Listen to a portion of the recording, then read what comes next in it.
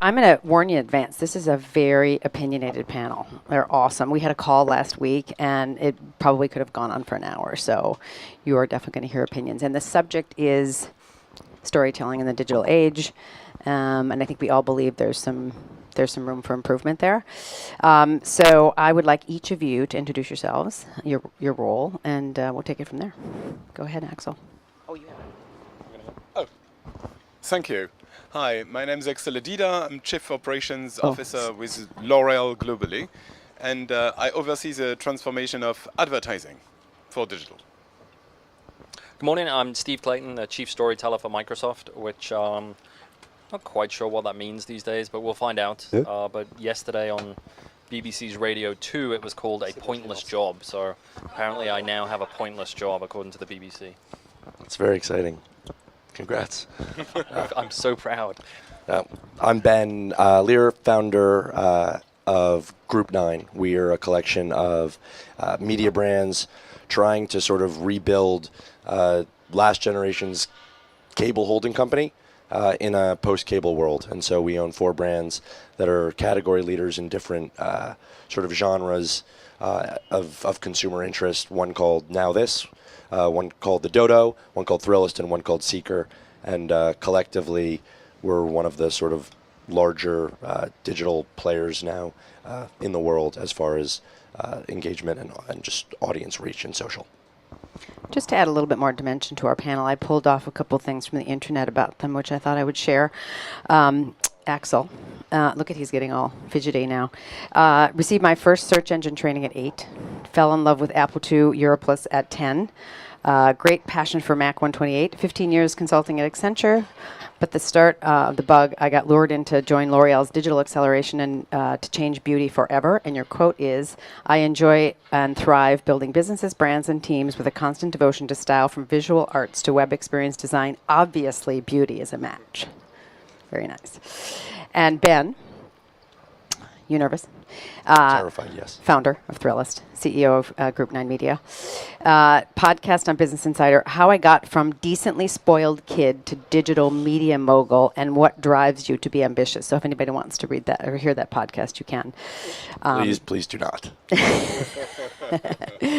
No. Steve Clayton, helping shape the company's image, telling its culture story, and sharing its strategy internally and externally through compelling storytelling. CTO of Microsoft's partner group, systems engineer, fan of Liverpool Football Club, enjoys art, design, and snowboarding. Excellent. So, gents, I'm going to kick it off with a question for all of you. What is your view on storytelling today? What do we need to do more of and less of? And provide any examples, good or bad. I'm happy to start. I think one thing I do think we need to do is sort of respect the phrase storytelling. A quick story on that. When I got this job, I moved to Seattle 8 years ago, having previously worked at Microsoft in the UK for about 13 years. And when I joined, my job was to be a sort of spokesperson for the company and to talk about innovation. And I was just talking to Ben and saying, 8 years ago, we weren't really known for innovation. We didn't do a ton of innovation. So it was kind of it was a funny job to do because there wasn't a ton of great stories to tell. But I remember the first time I was asked to go and speak to the media, and our media agency at the time said, "Hey, what job title should we give you? What should we tell the press that you are?" And I said, just tell them I'm a blogger, because at the time I was just blogging about the company. And they said, well, everybody's a blogger. They said, why don't we call you a chief storyteller? And I said, well, that sounds good. So they called me a chief storyteller. And then about 6 weeks after that, Fortune magazine phoned up and they said, hey, we heard that you have somebody at the company called chief storyteller, and we're really interested in doing profile on people with interesting job titles.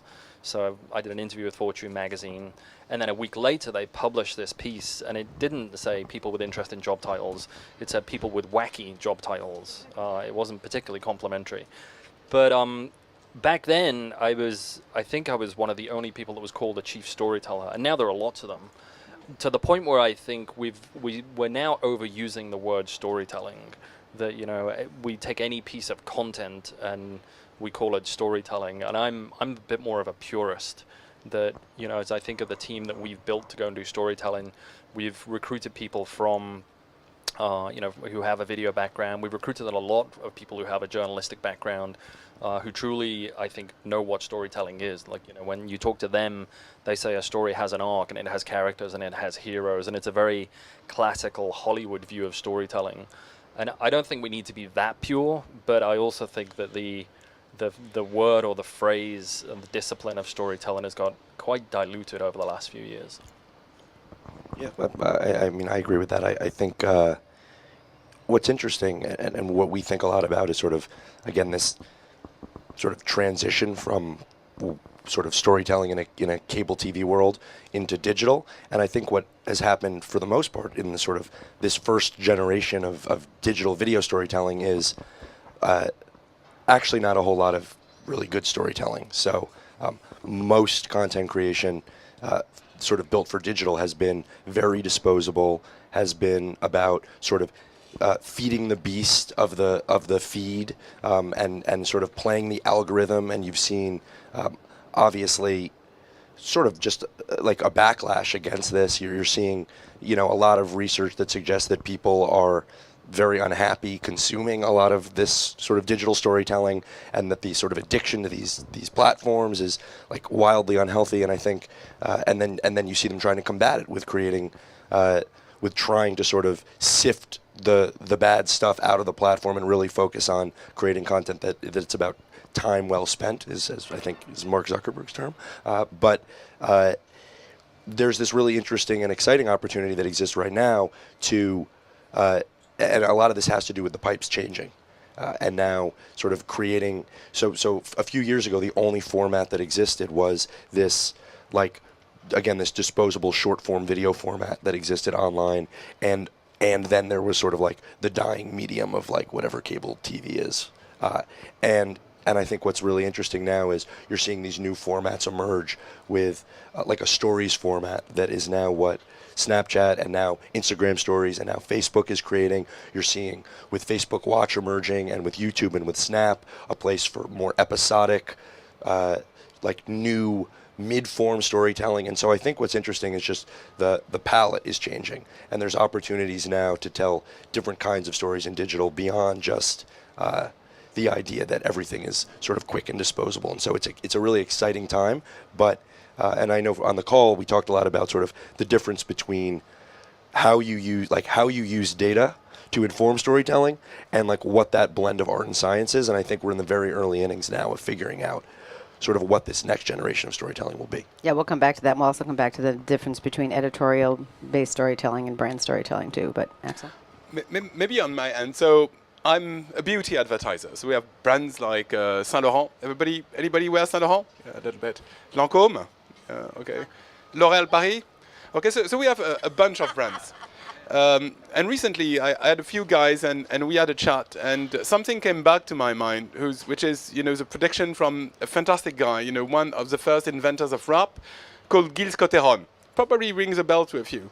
And he had a fantastic song that went, "The revolution will not be televised." He had no clue that it was talking about Facebook and not about social revolution. But the truth is, the one thing that has been changing for us as an advertiser in the past years is that your relationship to cognition has changed a lot.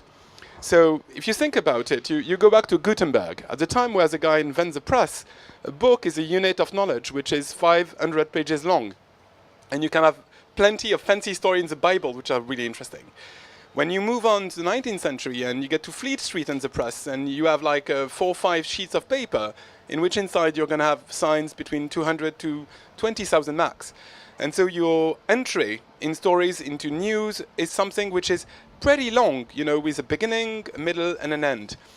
And at the moment where we get into the Facebook, Instagram years, essentially your window in the world is a small device, which is 6 to 8 inches max.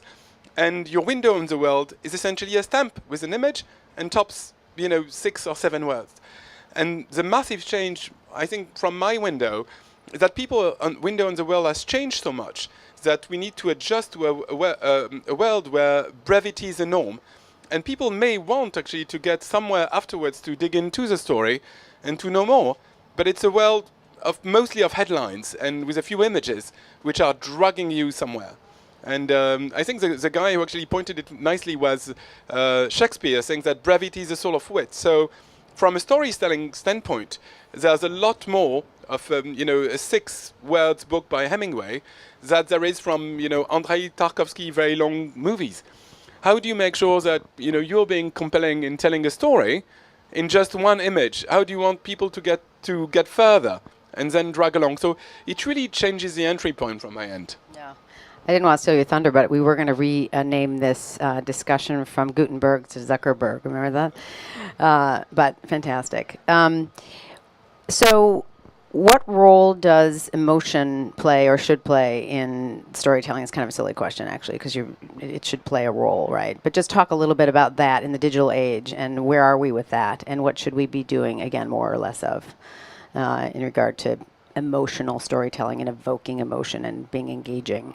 And how can brands do that? Should they be doing that, and how can they do that better? I think they should. We were talking about it just before we stepped up here, Ben and I, and saying, we've got, for lots of us, the consumers that we're now trying to reach, they're a different consumer, whether it's millennials or Gen Zs, but there's real focus around, at least for us, how do we make this shift to talking more about the purpose of the company rather than our products. And we've historically been a product marketing focused company. And 4 years ago, a little over 4 years ago, we got a new CEO. We changed the mission of the company. We've stuck with that mission statement for the last 4 years, which is kind of unheard of for the company because we actually believe in it. And it sort of refound the soul of the company and given us permission to go and do a lot more emotional storytelling. So we talk for those. Sorry about the umbrella. Decapitated for those, exactly.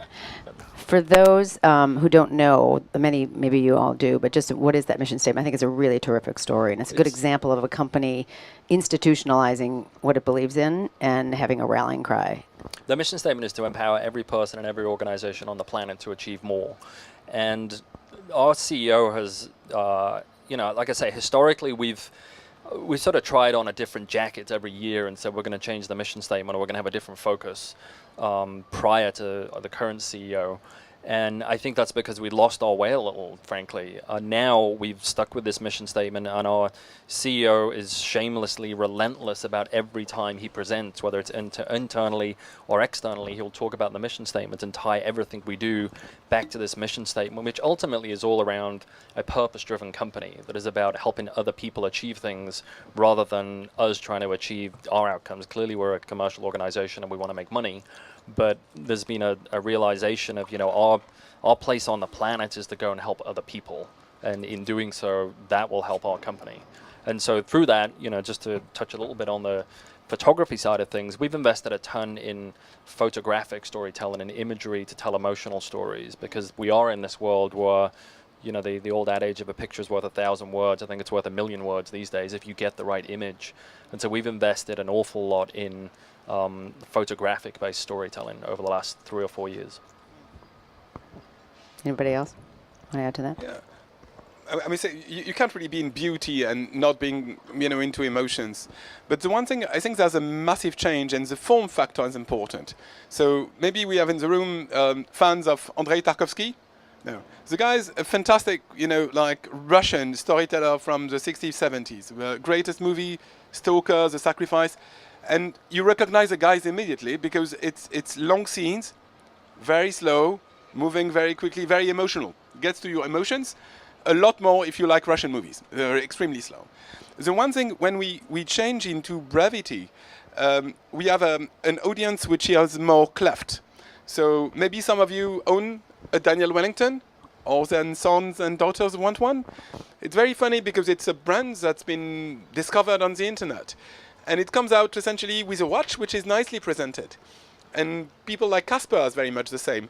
The straightforward selling propositions is very utilitarian, very bland to a degree, and very explicit. And the on the other side, where everything that goes with photography, with imagery, goes straight into your brains. But in a way which is very different from the cinema goes to TV. It's more Terminator and Taken 3 get into your Facebook. So it's something which is short, which is colorful, that pops to your eyes. And the very notion of what emotion means is different when you change the device. So when you go mobile, it's very different. When your eyes have been shaped by Spider-Man, and that you see Rocky again. You think that Rocky is not an action movie. It's an emotional movie, very, very slow. And your emotions, I think the big adjustment in storytelling is moving to the emotions that resonate on a very new device.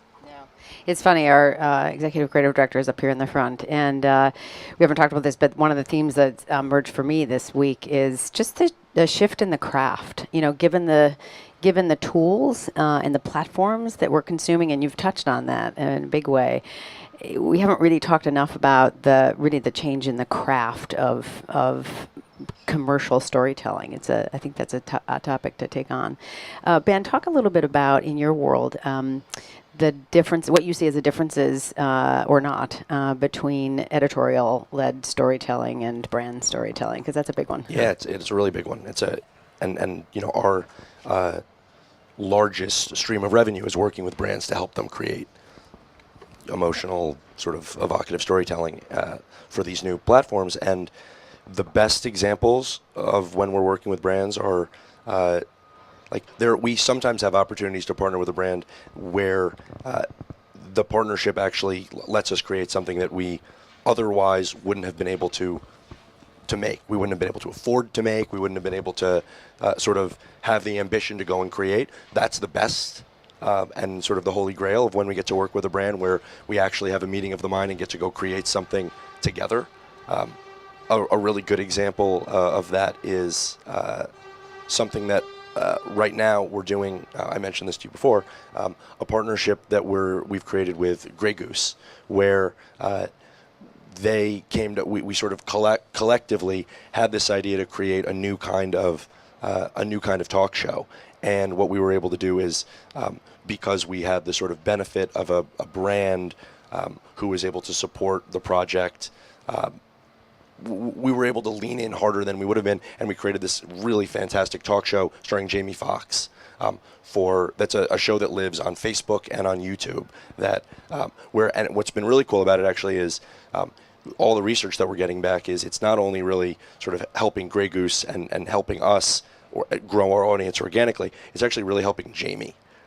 People are the research that's coming back is that he's tapping into new audiences because he's built his entire career on one kind of screen, and so it's been really fun to see to co-create something, to build IP together, and it's a cool program because it's something where it's not one and done. We're not doing a bunch of work, but it's a show that we'll bring back for multiple seasons. It's a piece of IP that we'll collectively build together and bring to new platforms and bring to new places. And I think it feels like real partnership. That's the best kind of work that we can do. But that, one of the challenges is just the ecosystem right now around sort of the role of agencies and where they sit vis-a-vis brands. And one of the other challenges is it's just hyper competitive right now. Every brand, whether you're the biggest company in the world or whether you're a startup, feels like you have less time in the day, more competition. And so what we constantly get into is this race to figure out ROI on content spend. And that, I think, it's obviously incredibly important, but that touches on this idea of sort of where the art and science intersect. What you find is short-term thinking, short-term budgets, short-term planning often rules the day, and it's rare that we get to go think about building something great and long-term that's going to, over an extended period of time, sort of develop into something really meaningful. And that's why we really value getting to work directly with brands and with chief storytellers and people like that, because that's when you sometimes get to step out of the product marketing. What's the thing we have to go sell today? What's the sort of attribution model for making sure that we're driving to retail on this explicit asset? So that's the longest answer to your question ever. But the other side I would just say is the fun part of trying to work with brands now is I think there's a shift, which is everyone is acknowledging that they don't know what the hell's going on. And so more and more we're getting to we're moving past the point where brands are being incredibly prescriptive and where I think everyone is becoming more open-minded to collaborate. Did you want to add something? No.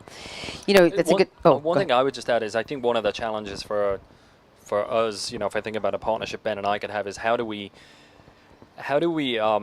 measure the impact on something like Chacho these guys are doing? How do you measure the impact that that has on the brand versus the product? It's like, you know, do Grey Goose care about, are they selling, you know, 10,000 more cases? Probably not, is my guess. But getting some more sophistication, I think, between the different players around how, for us, the things I want to go and do are all about accruing to the brand, which is a little bit of a shift because we've previously been more focused around the product. And I don't, at least I don't have the sophistication yet. I mean, I would love to get help with it around how do you do this type of work and then be able to go back to, you know, my paymasters and say, here's how this is accruing to brand Microsoft versus product X, Y, or Z. I was just going to. Oh. Yeah, you know, I think there's a balance in the beauty space and generally in the FMCG space. What's interesting with the new brands is that they demonstrate and constantly re-demonstrate that people get really excited about innovation, and that you need to get the novelty across, and they need to show why it's new, why it's interesting, why it's compelling, and all individually we experience that in the way we buy new stuff. But on the other side, the way you pitch your story can't be only about the product. It's also about the system of values, what you stand for, and more generally, not only the cause you defend, or you know, the way you place women in society, which is something very, very dear to our brands, but it's also about the style and the way you imagine culture and pop culture in the world. Because to an extent, you know, there's an expectation that brand not only reflect the world, but also come with a vision that people find compelling and attractive. And that's also one of your contribution and entertainment. You know, it's a segue into what was going to be my next question, the devil's advocate question. How do we balance the need for short-term sales? And there's more pressure than ever on most companies, especially any what I call 20th century companies that weren't born digital and can't be as nimble often and don't have all the data and so forth. How do you balance that pressure with doing all of the things that you guys are talking about, which is wonderful storytelling that builds the brand as well? What have you seen in your organizations? What are you guys doing? What advice do you have for marketers on that front? Well, I mean, this is the big question, right? This comes back to how do you what role does content play, and what role does how do you think about your business in the context of today versus tomorrow? I actually, you know, you mentioned Casper before, and another brand that comes to mind is Glossier, which I'm sure you guys look very closely at. These are, I'm investors in both of those businesses. Actually, I'm on the board of Casper, and so I live that experience and how they're building the brand. What's really interesting is there is the challenge that big brands have is they look at these small brands and how nimble they get to be and how they get to be built sort of from the ground up, living natively on these platforms. What's interesting though is I see with all these brands, they reach a point earlier and earlier in their life cycle now where actually they're built on a sort of a very like they're too built for social actually, and they become incredibly reliant on, like, you know, that you built to $200-300 million of sales all on incredibly bottom funnel focused marketing on Facebook. Facebook and Google is where 100% of marketing dollars go. The company grows to $200 million of sales and hits a wall, like smashes into a wall, and then realizes, oh shit, we now need to go and figure out what is our retail strategy or our wholesale strategy, building direct to consumer. Actually, it's amazing, and we have all this rich data, but it's still, most people actually are still buying sort of through other means than going to one person's website and purchasing directly there. What's the role that Amazon is supposed to play in our ecosystem? And then from a marketing perspective, how do we think about our marketing spend changing now that we have to go do that brand work? We have to figure out new formats of storytelling. And so I actually think it works both ways in a very, very, very interesting way. The grass is always greener. So if you're big, you want to be able to be nimble and small. If you're small, you wish that you had some of that infrastructure around how to be big.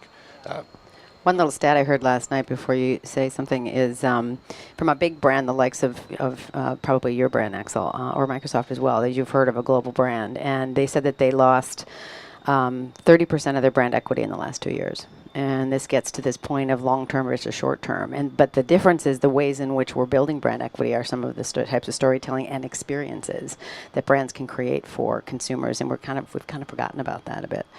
Sorry. Oh. You know, what really resonates with me in what you say is, oh, by the way, let's be clear. I don't want to be a small brand. I'm very happy to have big ones, you know, and that's really nice. But many of them were born small, and definitely you need to master the whole palette of the different marketing strengths to really play the whole song, and that's where you really come to brand building. I think the core way I look at it, the real change is how do we make sure that our teams have the maneuverability together with the agency to master the new challenges. And like, for instance, you know, to a degree, we get into brevity, longer format. You know, first you hook people on short, you know, because you have 2 seconds to state your pitch, 6 seconds to make the whole story. And then if people are interested, they want to dive into who you are, what your values are, what you stand for. Are you sold on Amazon or at Walmart or something? And people do actually do that. They really search a lot around it. And then what do you do when a new media comes in? Because we were adjusting very much for mobile, which we've done quite a work doing it. And now you got voice and AR and augmented reality. You know, the best way to hide a dead body a few years ago was the second page of Google search results. But now it's probably the second results that Alexa tells you, because you're just going to listen to one thing. So how do you stand out in a context that's going to change technologically in a couple of years? That's exactly right. You mentioned two things that were the next set of questions. Technology. Let's talk a bit about the role you guys see technology playing in this storytelling that we're talking about. For a technology company, I have a somewhat contrarian view of the role of technology. Figured as much. I think I get somewhat frustrated when people who come to me with, hey, let's go and tell a story, and the answer starts with, let's tell it through VR, or let's tell it through AR, or let's do a podcast, and you know, insert piece of technology. And again, it sort of goes back maybe to my purest view of storytelling is let's figure out who we're trying to tell a story to, and what is the best mechanism or tool to tell that story. We're in this world where, you know, we all know our attention is under attack. And my personal philosophy is a lot of the time when a lot of people are going one way, and so I was just talking to Ben about, you know, the sort of the reemergence of the podcast format. And whilst I love podcasts, I'm not totally convinced that people wake up in the morning and say, hey, you know what I want to listen to on my way to work is a podcast from Microsoft. I would love them to say that, but I'm not quite sure they do. But we have some great content in a podcast. So then I'm trying to think through, well, what is the right vehicle to, you know, take that content and deliver it? And it might be through partnering with folks like Ben. It might be through, you know, other partnerships that we're taking a look at. But I also have this sort of visceral reaction to, while everybody's going in one direction, you know, my instinct is a little bit to tack in the opposite direction. And so I was saying to Ben earlier, I have this passion to take the podcast content we have and put it onto a vinyl record, which is a much narrower distribution mechanism, but I have this instinct that somehow it will capture people's attention by saying, well, that's not what everybody else is doing, so why are they doing this different thing? And, you know, we might sell 200 copies of the vinyl record, but I kind of don't care. I want to go and explore different routes, because there is this instinct around, if you follow the herd, you're going to get lost in the herd. Yeah, there's the micro tribes thing, and that would find an audience for sure. Axel, did you want to say something about technology? Yep. He wants to buy the record, I can tell. Oh, well, I first need to buy again a record player. I used to have that a few years ago. And I very much approve of what you say on podcast. Even my children don't listen to me, so I'm always thrilled if people, you know, listening to what I say. But more generally, I think the thing with technology is we don't have a choice where people spend their time. And, you know, this year it's a mega shift in the US, because it's the first year people spend more time digitally than on classic media, TV and print, and they spend more time on their mobile than they do actually on their computer. And the moment where I do that, we are being dictated the form factor with which we interact with people. Augmented reality, it's a bit funny. It's like mobile telephony a few years ago. They hit Europe a bit later than they hit the East. And if you're in the East, like using Made to Pick or enhancing who you are, has been in for a few years. And people, they have all those emojis and stuff and funky stuff to beautify yourself in a way which is very different. And they wouldn't even dare to show anything on social media if it is not playful. So if people move into a thing which is playful, that's one of the reasons we believe AR is a big deal. We acquired this year our first tech company, Modi Face, which is actually an AR company that beautifies you through makeup, through your hair, to style your hair. And it's one of the things people get really interesting about. It's another way to get into beauty, to get into looks. And when people decide to do that, it's a massive change. I think it's very much the same thing through voice. Maybe right now, a few of us believe it's impractical. I myself do find it impractical. But in Asia, it's picked up to a degree where a lot of the search queries are now voice dictated. And tomorrow, probably your mirror is going to talk to you, your fridge is going to talk to you, and then you'd better have something to be good in the story with the right voice, tone of voice, and presentation to that.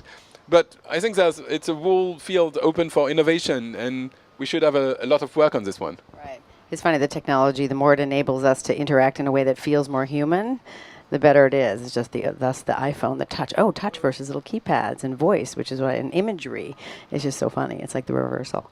Can I just jump in for one quick second on that Yeah, question? yeah, for sure. I think the thing not to lose in all of this is just making sure that while you want to go chase down new technologies and sort of try new things, which has to be done, I think the key though is to make sure you always get back to sort of that idea of purpose. That's where sort of like the data and the tech piece is valuable, but if you let that dictate every decision you make, you end up not actually mattering. So, just you lean in, but I think you just like stay like, why are we doing this? Like, what's our brand about? What's our role in the world? I think like that, the mission statement thing you said is incredibly important, and it's going to be that's a prerequisite to succeed regardless of whatever technology exists. I couldn't agree more. There's this statement that our CEO used recently, and some of it born out of some of the concerns around social media and around AI technology in particular. And the phrase he used is, which is, again, somewhat ironic coming from a technology company, but I admire it from him, is he says, it's not what can we do with technology, it's what should we do. And I really believe in that, is we can go and, we can tinker away with all this technology, but really what should we be doing with it?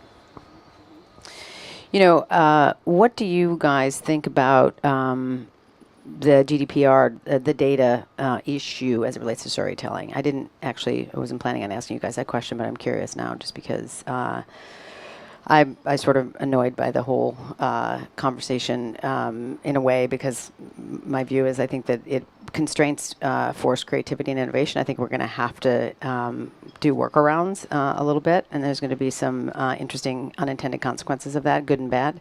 But I'm just curious your views.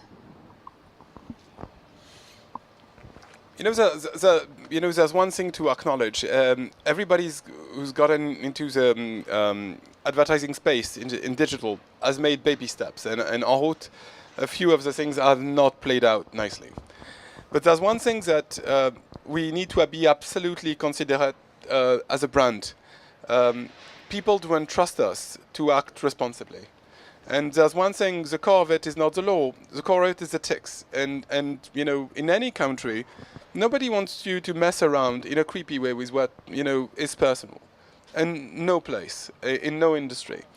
And I think the one way to work around it is, people entrust us with a few things, and entrust our platforms with a few things. We need to use it in a way your mother is not ashamed of you if she was seeing what you're doing. And that you're doing it in a responsibility, mom and pop's kind of way. That it's not only decent, legal and lawful, but that you have the consumer at heart in the way you responsibly convey something across. And there's many use cases where it does make a lot of sense. So when I was a kid, I was brought up with TV, and one of the TV ads you saw all the time was about dental fixtures. God, I was 5. Nobody buys dental fixtures at 5. It doesn't work. So probably, people, when they got digital, the first thing they started saying is, and 3/4 of the people say that, is what we receive, the offers, is not compelling, it's not adjusted to us, it doesn't work. Like in the press for a long time when data wasn't used, you would see the same ad digitally over and over again, all the same. It's worse for the consumer, it's painful, and it's not relevant for us as an advertiser. Same, and people say, well, I bought something, I bought my trip to Istanbul, and Istanbul keeps coming back like for 3 months. I'm not going to come back tomorrow. And everybody's been experiencing that. So every time we can take the friction and the pain in a way which is relevant and which is extremely clear for the consumer, it's fine, and it's in the good sense.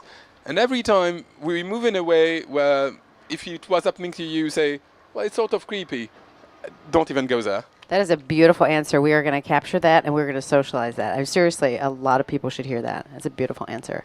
Anybody else? Thoughts?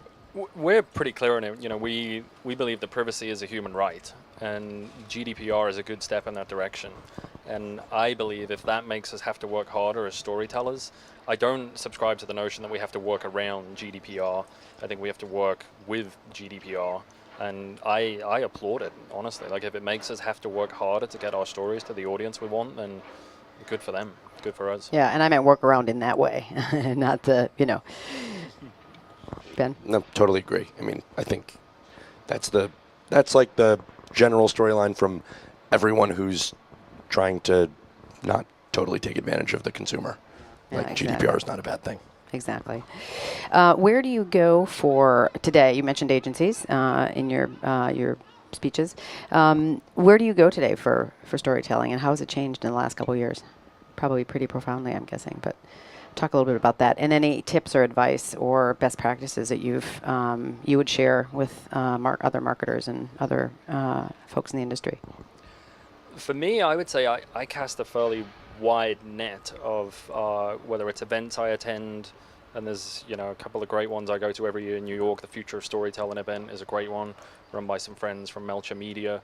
And I tried to sort of get outside the bubble a bit, to the extent that I actually created a program for my team in Seattle this year that was, our zip code in Redmond is 98052, and we created a program that was called Outside 98052.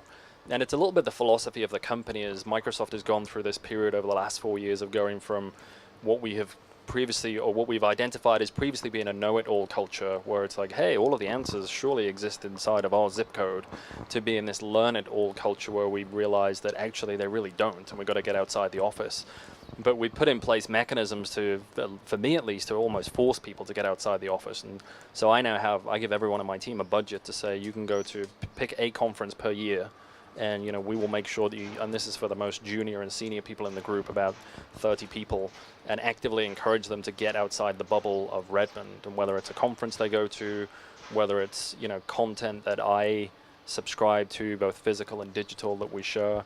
But really, I guess for me personally, it's about trying to take in as wide a variety of mediums as possible. And even just walking through the Palais here for 2 hours, looking at all of the, the exhibition content, it's like this wonderful injection of creativity that I wish all of my team could get. So for me, it's just casting a very, very wide net and encouraging the rest of the team to do the same. Interesting. Axel?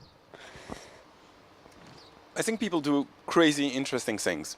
And, we need to spend time for observation. And the one interesting thing is, with digital, data gives a very good entry point to discover new things and new trends. What's changing, what people want to watch, what are they interested in. Just to name a few, one of the things that has been a big game changer on UI has been GIFs. When you tell people who likes 30 seconds ad on Facebook, raise your hand. Not many hands. And who likes GIFs? And then and you say, well, if you ask a room, you see that. If you start looking at what people are doing, you also see that. And it not only changes, like the formats or the way to play with the shots and the way to animate your story, it also changes your visuals. So, for instance, if you do lipstick, you can show lipstick on, like a color, like a Pantone, or you can show it on skin with swipes. And the guy who invented that is really smart. And now we start having a few girls in the office who came out with an ID. Now we are doing makeup for hair, and we're going to do swipes on hair. And what changes is your visual environment. And I think the one thing that does work is, the problem is not to act upon what you see, is to see what you see. And that is something that we do more and more with the agencies to make sure that we have a shared understanding of the really interesting people do and how we can turn it in a way which is really innovative and new and compelling. And really the work on ideation has become something which is driven by data and driven by the format. So you really need to work on what people are doing to come with something really new. Fantastic. Listen, we've run out of time. You guys are an extraordinary panel for this topic, really. Appreciate your coming out. Like I said, our morning experiment in panels, which again, it's in a modern world, it's about capturing this and amplifying it and sharing it. So there will be plenty of that. And we'll make sure you approve whatever is sent out on your behalf. But and thank you all, those of you who've come up the tiny little elevator back there to join us up on the Jardin Secret. And unless there's a burning question out there, somebody want time for one question. Otherwise, we'll break. Thank you so much. Thank you.